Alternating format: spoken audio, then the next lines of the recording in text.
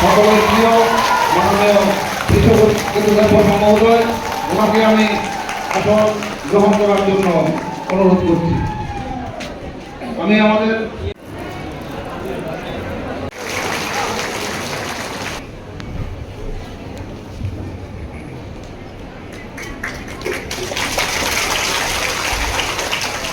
উনি নিরলসভাবে কাজ করে চলবেন, এই কথা কয়টি বলে আমি আমার কথা